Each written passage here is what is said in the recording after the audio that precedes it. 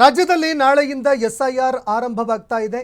ಈ ವಿಚಾರಕ್ಕೆ ಸಂಬಂಧಪಟ್ಟಂತೆ ಬಿಜೆಪಿ ವಿರುದ್ಧ ಗೃಹ ಸಚಿವ ಪ್ರಿಯಾಂಕ್ ಖರ್ಗೆ ಅವರು ಕಿಡಿಕಾರಿದ್ದಾರೆ. ಕ್ಯಾಬಿನೆಟ್ನಲ್ಲಿ ಕೆಲವು ಆಕ್ಷೇಪಗಳನ್ನು ವ್ಯಕ್ತಪಡಿಸಿದ್ದೀವಿ ನಾವು.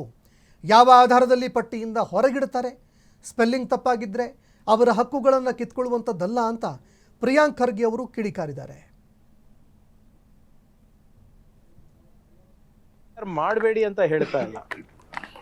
Voter roll revision is compulsory and it is the right of the election commission. ಆಮೇಲೆ ಅದಕ್ಕಿಂತ ಮುಖ್ಯವಾಗಿ ಒಂದು ಉತ್ತಮವಾದಂಥ ಮತ್ತು ಹೈಜೀನಿಕ್ ವೋಟರ್ ಲಿಸ್ಟ್ ಕೊಡೋದು ಅವ್ರ ಜವಾಬ್ದಾರಿ.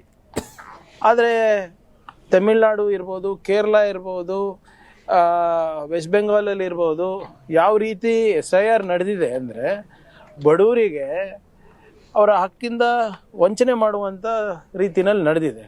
ಸೊ ಆದ್ದರಿಂದ ನೀವು SIR ಪ್ರಾರಂಭ ಮಾಡೋದಕ್ಕಿಂತ ಮುಂಚೆ ನಮ್ಮ ಪ್ರಶ್ನೆಗಳಿಗೆ ಉತ್ತರ ಕೊಡಿ ಅಂತ ಕೇಳಿರೋದು. ಆದರೆ ಇನ್ನೂ ಯಾವುದೂ ಉತ್ತರ ಬಂದಿಲ್ಲ. ಇವತ್ತು ನೋಡೋಣ ಏನು ಮಾಡ್ಬೋದು ಅಂತ ಮಾನ್ಯ ಮುಖ್ಯಮಂತ್ರಿಗಳಿಗೆ ಕೇಳಿ ನಾವು ಮುಂದಿನ ಕ್ರಮವನ್ನು ನಾವು ತಗೋತೀವಿ. ನೋಡಿ, ಪಕ್ಷಕ್ಕಿಂತ ಫಸ್ಟು ನಾವು ಏನು ಜಾಗೃತಿ ಅಭಿಯಾನವನ್ನು ನಡೆಸಬೇಕು, ಅದನ್ನು ನಾವು ಮಾಡ್ತಾ ಇದ್ದೀವಿ. ಆದರೆ ಕಾನೂನಾತ್ಮಕವಾಗೂ ಕೂಡ ಇದನ್ನು ನಾವು